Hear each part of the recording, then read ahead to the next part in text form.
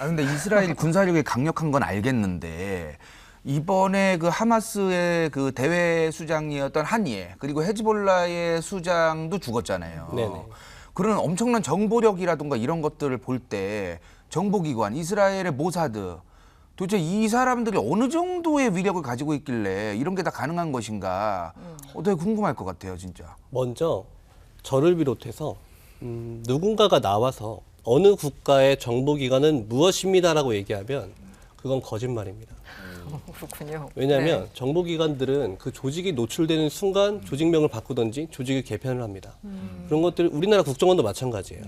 그래서 부실단이 어떻게 구성되어 있는지는 알 수가 없어요. 근데 이제 기능적인 측면으로 바라보면 총리실 직속의 기관이 2개가 있고 이스라엘 방위군 직속의 기관이 하나, 뭐 내무군 소속의 기관들이 쭉 이렇게 있습니다. 네. 이 중에서 우리가 잘 알고 있는 것들, 유명해진 것들, 총리실 직속의 기관 2개가 바로 모사드 그리고 신베트입니다. 그 두 가지. 네. 그리고 방위군 소속의 군사정보부, 이걸 속칭해서 아만이라고 부릅니다. 이 중에서 모사드는 네. 주로 해외 전략 첩보를 수집을 하거든요. 그리고 휴민트에 굉장히 능통해 있어요. 무슨 말이냐?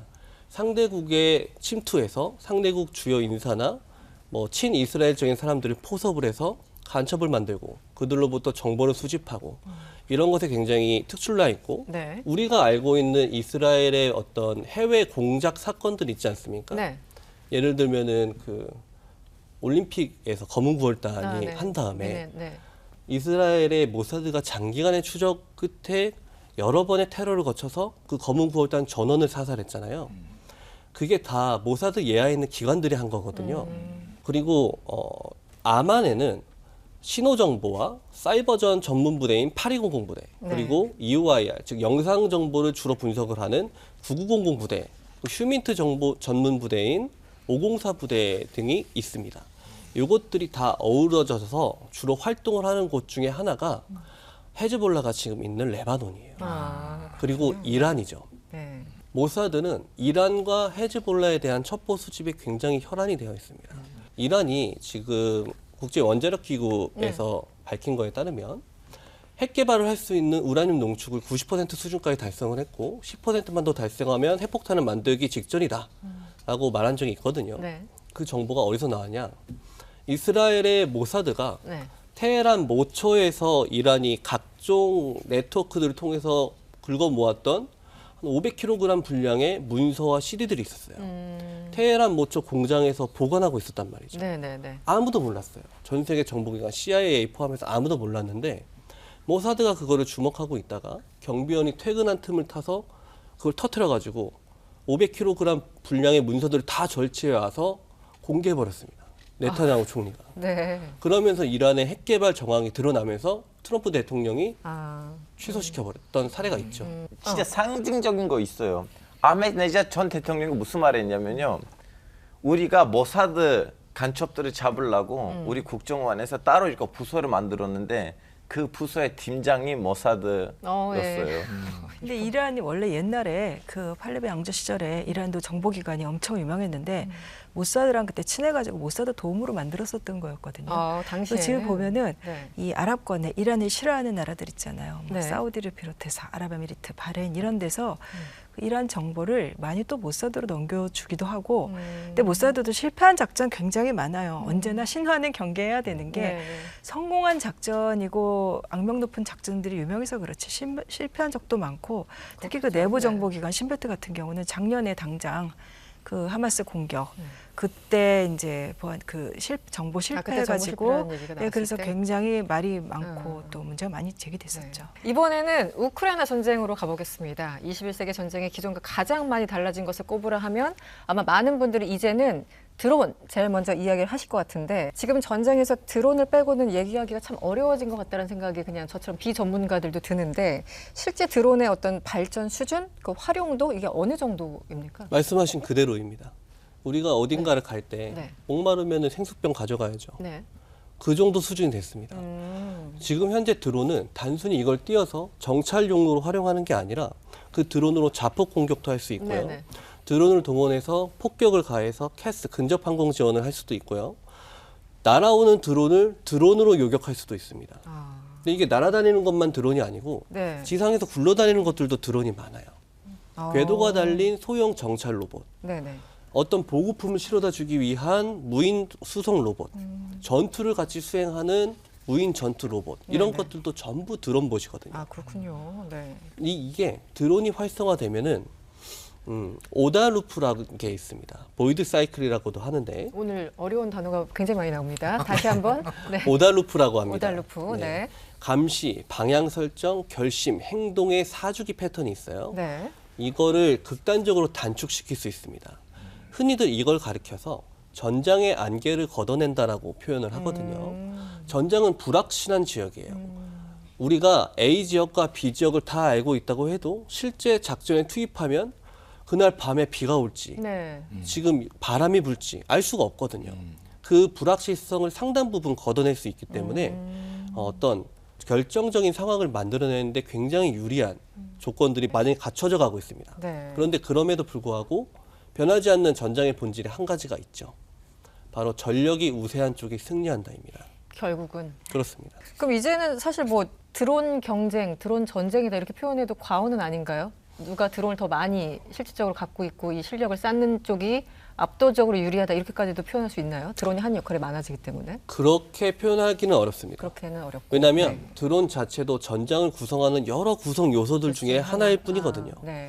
만약에 이 드론이 없어요. 네. 드론이 없는 A라는 부대가 있고 네. 드론만 많이 가지고 있는 B라는 부대가 있습니다. 그런데 이 A라는 부대가 드론을 막아내는 방법을 찾아내면 네. 드론은 그 순간 무용지물이 되는 거거든요. 그래서 어떤 특정 기술에 함몰돼서 전쟁이 이렇게 변할 것이다라고 주장하는 것은 네. 굉장히 위험한 생각이라고 볼 수 있습니다. 그럼 예를 들면 최근에 뭐 어떤 실제 사례가 있을 것 같은데 가장 뭐 효과적인 공격을 했던 사례 이런 게 혹시 있을까요? 드론. 두 가지를 꼽을 수 있는데요. 네. 우크라이나 전쟁 초기에 발생한 브로바리 전투하고 세베로도네츠강 전투가 있습니다. 네. 브로바리 전투 같은 경우는 당시 러시아군이 대대전술단 BTG를 운영을 했거든요. 그런데 훈련이 잘 안 돼 있었던 부대 같아요. 네. 경계를 하면서 부대가 이동해야 되는데 그런 거 없이 그냥 막 달렸거든요. 그러다가 어떤 브로바리라는 마을에 차를 일렬로 주차시키고 장갑차 전차들을 일렬로 주차시키고 병사들이 옆에 있는 건물에 들어가 그냥 쉬고 있었어요. 네. 경계도 안 하고. 네. 그걸 우크라이나 드론들이 보고 나서 거기에 그대로 포병 화력을 유도해가지고 일개 대대 전술단 전체가 전멸했습니다. 이게 초기였습니까? 그렇습니다. 네. 러시아군도 근데 UAS 중대라고 해서 드론이 있었어요. 올란텐이라는 드론이 정찰 드론이 있었거든요. 네. 러시아군의 교리에는 분명히 이 부대가 기동할 때 이 올란텐 드론을 활용해가지고 전방에 대한 감시, 공중 선도 정찰대라는 걸 운영하게 되어 있습니다. 네. 배운 대로 안 한 거예요. 러시아군이. 그러다 보니까 심각한 피해가 발생했죠. 두 번째는 더 큰 피해가 발생한 전투인데 네. 이 세베로도네츠강 전투라는 게 네. 러시아 제90 근위전차 사단이라는 부대가 있었습니다. 이 부대가 세베로도네츠강이라는 곳을 도강을 해서 도하 작전을 해서 우크라이나군의 방어하는 부대 측방을 공격하려고 했어요. 그래서 우크라이나군을 경멸하려고 했죠. 그런데 도하 작전이라는 건 굉장히 어렵습니다. 대안과 차안을 모두 장악하고 있는 상태에서 부대가 건너가도 성공이 할까 말까거든요. 아, 그렇구나. 그런데 네.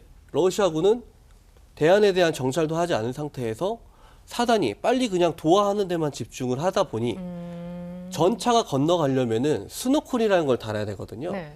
시간이 지체돼요. 그럼 사단이나 되는 부대가 시간이 지체되면 뒤는 병목 현상이 발생하겠죠. 다 늘어서 버린 거예요. 근데 우크라이나군은 강 근처에 대한 전장 정보 분석을 통해서 어디로 올지를 이미 알고 드론으로 보고 있었어요.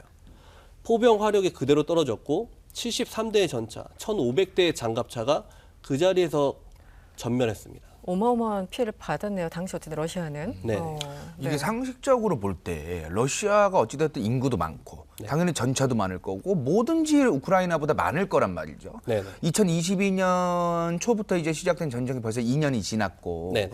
도대체 아직까지 아까 이제 연구원님 말씀하셨지만 도하도 힘든데 그냥 냅다 건넌 거 아닙니까 결국에는. 그렇죠. 걔네 도대체 왜 그러는 거예요 도대체. 몇 가지 상황이 있는데 우크라이나가 이렇게 버티고 있는 상황은 사실 2022년의 개전부터 바라보면 안 됩니다. 이미 2014년에 크림반도를 피탈 당하는 그 순간부터 네. 나토하고 미국 차원에서 우크라이나군을 대대적으로 훈련 캠프를 통해서 양성을 시켰어요. 14년 이후. 네, 그 양성된 병력을 돈바스 전투에서 실전을 경험하게 하고 우크라이나 전투에 분산 배치를 해놨었죠. 근데 러시아군은 크림반도에서 본인들이 하이브리드 전이라고 한 적은 없지만 서방에서 말하는 그 하이브리드 전이 성공을 해서 승리를 한 다음에 거기에 도취되어 있었던 것 같아요. 이후로 러시아의 군기강 문란 행위, 보드카를 마신 병사가 장갑차를 몰고 공군기지 담벼락을 들이받고 음주운전을 한다든지 이런 것들이 굉장히 많이 발생을 했거든요. 그리고 러시아의 중대장, 소대장들은 전쟁이 발생하는지도 몰랐어요. 몰랐어요. 네, 대대장급까지만 전파를 해줬어요. 이제 전쟁이야, 이거 넘어가면. 나머지는 훈련인 줄 알았습니다.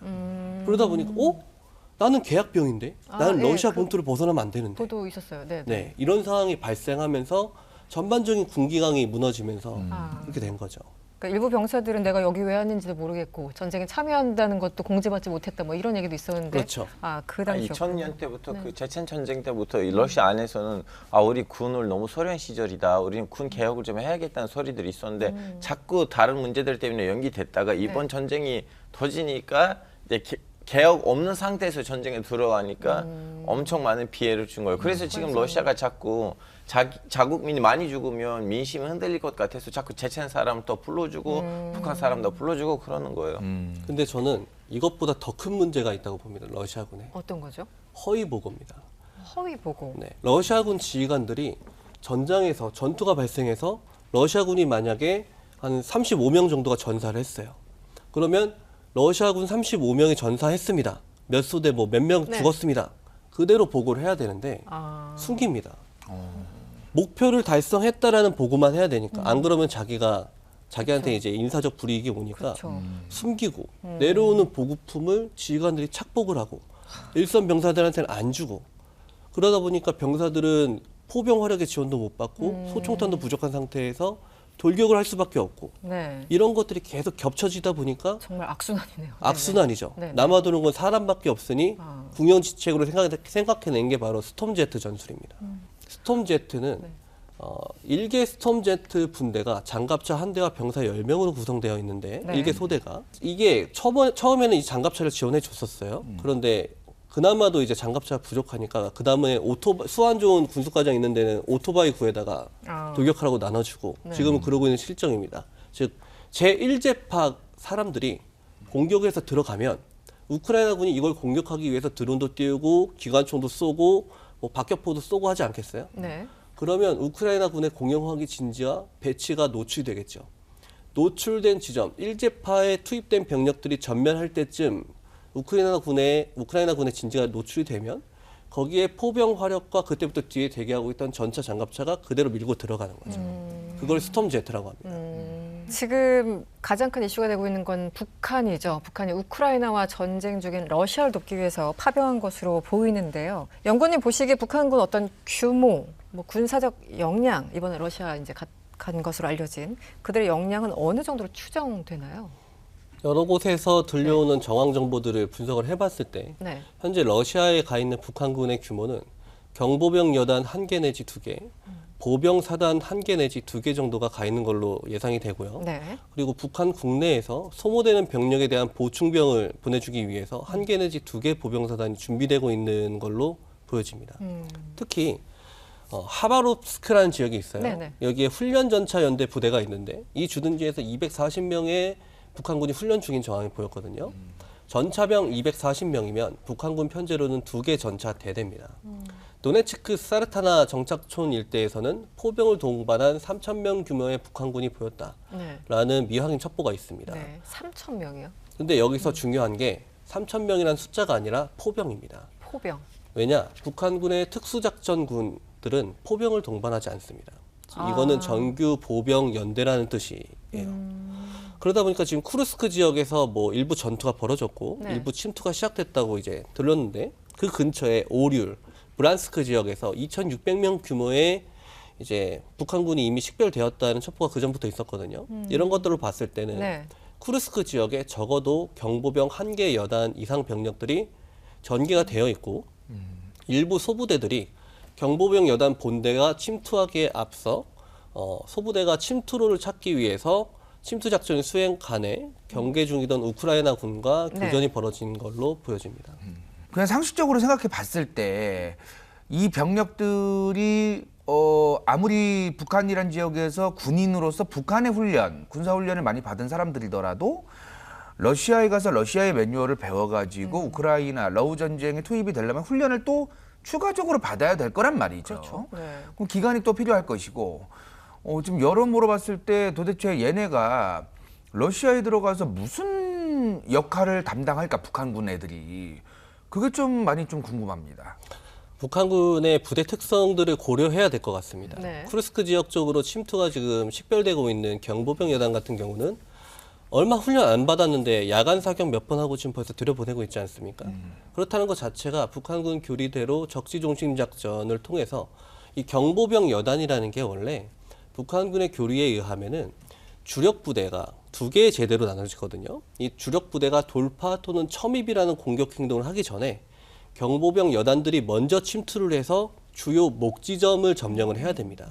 우크라이나로 치면은 뭐 숲이라든지 구릉이라든지 언덕이라든지 교량 이런 것들을 먼저 점령을 해서 본대의 공격을 원활하게 해주는 역할을 하는 거예요. 네네. 첩보 수집도 하고 네. 포병 활용 유도도 하고 그렇다 보니까 야간에 주로 훈련을 한다. 경보병들 자체가 야간에 침투합니다. 그런 교리적 특성과도 일치하고요. 네. 별로 훈련을 받지 않은 상태에서 이미 침투가 전개되고 있다라는 것 자체가 사실 이 쿠르스크 지역에 배치되어 있는 양군의 전력을 보면 러시아군은 우크라이나 군이 3만 명 정도의 정예 병력 부대들이 배치가 되어 있거든요. 네. 기갑 부대, 보병 포함해서. 근데 러시아군이 쿠르스크 주변을 둘러싸고 있는 부대를 보면 적게 잡아도 2배에서 2.5배 가량의 병력이 이미 둘러싸고 있어요. 네. 문제는 이 쿠르스크 지역에 긴급하게 배치한 러시아군 병력들이 대부분이 보충병이라는 겁니다. 그래서 적진 깊숙이 침투하거나 네. 어떤 효과적인 공세 작전을 하거나 그런 전술 숙련도가 대단히 낮은 병사들이에요. 그러다 보니까 북한군의 경보병 여단들을 집어넣어서 첩보가 나와야 그래서 우크라이나군의 주방어선이 어디다, 주요 부대가 어디에 배치돼 있다, 포병이 어디에 있다 이걸 알아야 돌파전을 더 빨리 진행할 수 있으니까 그래서 빨리 집어넣고 있는 것 같습니다. 지금 설명하시는 거 보면은 너무나 양쪽이 팽팽하게 교책 상태이기 때문에 러시아 입장에서는 북한 병력을 활용해서라도 뭔가 좀 더 돌파구를 찾고자 하는 그런 움직임으로 해석을 할 수 있다는 건가요? 비슷하게 지금 보면은 되는데 네네. 어떤 숙련도가 더 높은 병사들이 필요했다. 러시아 입장에서는 이렇게 볼 수 있고 네. 근데 여기는 쿠르스크의 상황이고요. 네. 우러 전쟁이 지금 쿠르스크에서만 발생하고 있지 않잖아요. 그렇죠. 네. 도네츠크주에 보면은 크라스노보스크라는 지역이 있습니다. 네. 이쪽 지역에서도 러시아군의 공세가 굉장히 활발하게 진행이 되고 있어요. 그런데 러시아군이 수적 우세를 이용해서 우크라이나군의 방어선은 뚫었으면 이 우크라이나 군들은 포위해서 섬멸해야 되는데 섬멸할 병력이 부족합니다.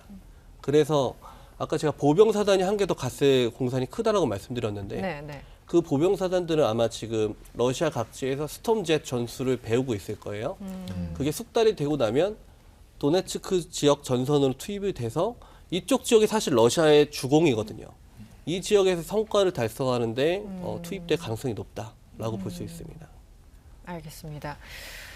지 위원님, 어쨌든 이 전쟁이라는 게 사실 이제 몇십 년 동안 이렇게 분쟁과 전쟁 이렇게 수그러들다가 뭐 한 연구소 발표에 의하면 한 2010년부터 다시 확 분쟁들이 이어지고 있다고 하고 이제는 또 북한군 얘기까지 나오니까 남의 일 같지 않고 정말 그런 생각이 듭니다. 앞으로 21세기 전쟁 양상이랄까요? 이게 어떻게 좀 변화할까요? 어떻게 전망하세요? 먼저 여기 계신 분들의 생각에서 전쟁에 대한 고정관념을 좀 깨트릴 필요가 있을 것 같습니다.